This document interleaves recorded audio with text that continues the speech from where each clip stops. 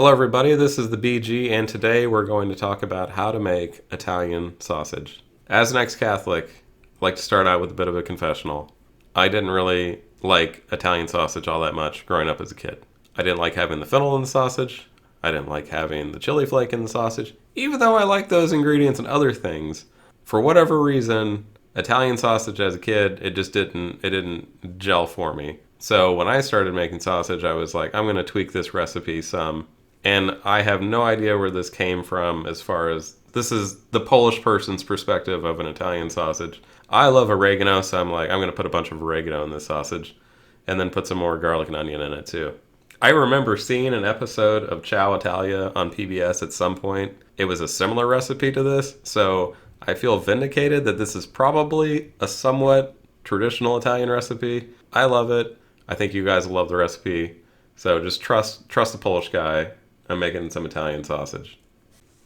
So let me start by saying that it is totally possible to make homemade Italian sausage without investing in the expensive equipment that we're using today.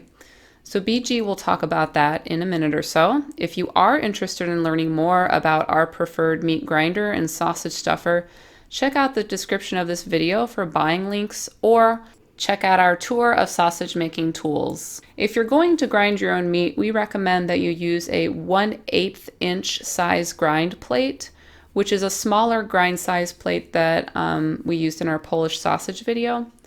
One major piece of equipment that you should definitely look into purchasing for this specific recipe is a vacuum sealer. Because you're going to be making 10 pounds of sausage, it's best to be able to preserve that sausage. I hope you're not eating 10 pounds at one time. So in this video, we're using an LEM vacuum sealer. Beyond these big ticket items, you will need a mixing bowl, 1, 4, and 8 cup measuring cups, a tablespoon measuring spoon, a whisk, and a rubber scraper, large and medium aluminum pans, a digital scale, a towel, Vac Master vacuum sealing bags, that's our preferred brand, scissors and a Sharpie, and disposable gloves. For ingredients, you will need 10 pounds of ground pork shoulder. The cut to look for is called Boston butt. And then you'll need all of these spices from left to right. You will need coarse ground black pepper, restaurant style. You'll need kosher salt, granulated garlic powder, granulated onion powder, dried parsley, dried oregano, and dried basil. So this is a great recipe to actually learn with because it doesn't require any of the gear of, like when we had in the Polish sausage video. You don't need to have a grinder or a stuffer to make this recipe in bulk form. You can simply just go to the butcher and ask for ground pork with the right amount of fat in it, at an 1/8 inch grind plate or as fine of a grind plate as they have, and then come home and actually mix in the seasoning with it too.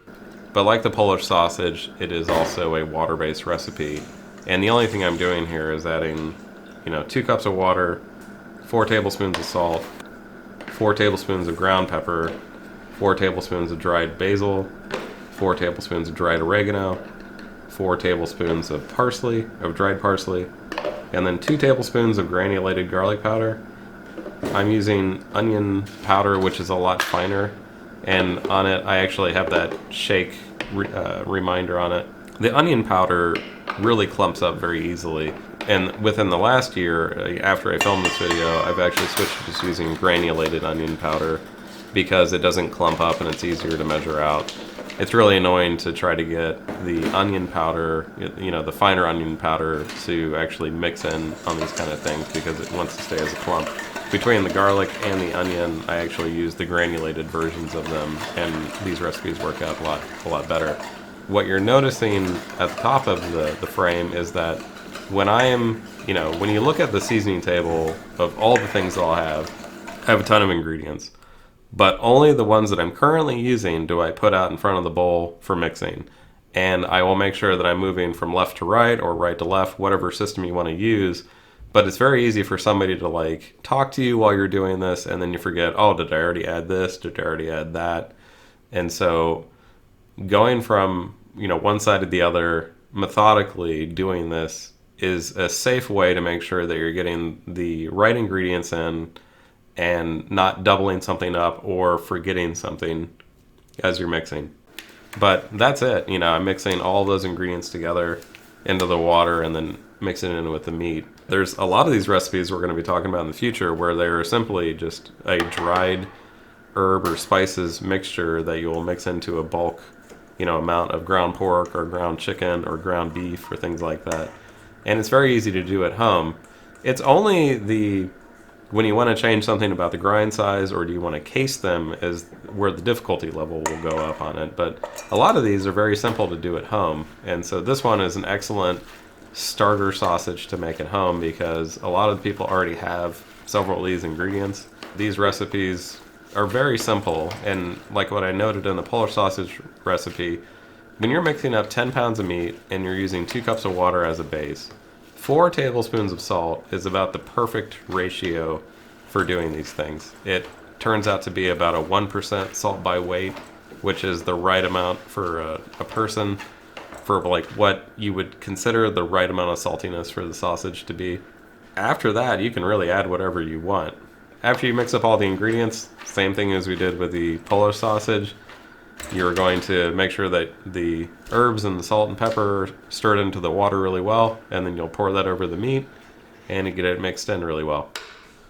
So the main difference between this sausage and the Polish one is that since it's not cased, you actually have to weigh out the meat into whatever size portion you want and then get it into the packages.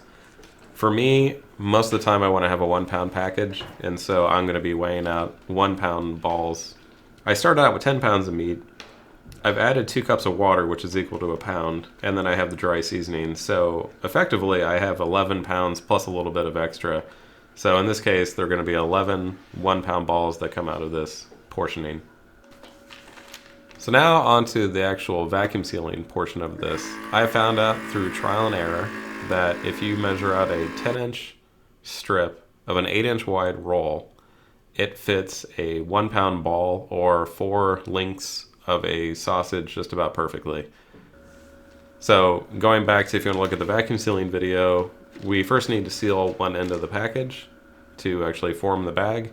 And then the most important step is actually rolling the package inside, or the top of the package inside out. Because if any of that ball of meat touches the sealing area of the package, it makes it almost impossible to seal. So if you turn the bag inside out, it's protecting the sealing area from actually getting any meat on it. And then also you want to make sure that you label the package. It's easier to label it at this stage versus after it's been sealed. But that's really it. It's just, we've now made a bag that is 10 inches long, and that gives you enough room for the sealing on both sides to actually put the meat in. The second trick is when I'm weighing out the balls of meat, they are, spherical in size. But it's easier to do this where you turn the ball of meat into either a football or more of a cylinder. And so for me, I'm now shaping it so it's a little bit longer than it is wider, and that makes it easier to slide in the bag. It's also much better to have 2 people do this job because for me, it's a lot harder to keep your hands clean if you're doing this by yourself, where one person can be holding the bag and their hands stay clean, and the second person can actually be shaping the balls of meat into that cylinder kind of football size to get it in there. Next step is to seal it. Initially, you might think, I'm going to start pressing out this meat. Don't do it. You don't want to do anything to the ball of meat before it's vacuumed. If you block any of the air pathways around that bag, you are going to have air bubbles stay in there. So the easiest thing to do is just leave the meat in the center of the bag. Don't touch it. Don't press it down. Don't do anything. Just seal it at that point. Now the next stage is to start from the middle and actually press the bag out, or press the meat out into the bag to get it somewhat level. You could do it, just leave it there at that stage. That's fine. I also was at a scrap metal place and found a big aluminum plate that's about 3/8 of an inch thick, and it's great to actually flatten it down. So if you have a board that you want to make sure it doesn't have any sharp edges on it, or some other large flat item, it makes it easier to make sure these packages are consistent in thickness across the package, and it's easier to stack. I like having the flat packages like this because It freezes faster, it thaws faster. You can actually cut the bag into the portions to actually make patties. Like if I wanted to make this into hamburgers, I could just cut the package into 4 pieces, and then at that point the meat is already weighed out into quarter-pound patties, and you just have to shape them a little bit more to get them into a round patty. Also, if you wanted to make meatballs, you could just take a scooper and just work your way along the package. Very easy to do. But I don't know why more meat is not packaged as a flat package like this. I think it's a great idea. So there we go, everybody. That's how you make Italian sausage. Pretty easy to do. Give it a try yourself. This is the BG, keeping it square. Thanks for watching today. Our next stop on this sausage odyssey takes us to Greece.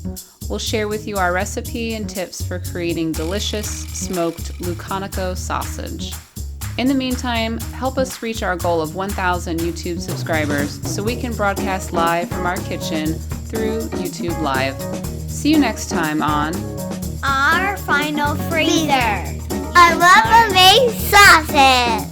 Sausage is a protein. Our Final Freezer.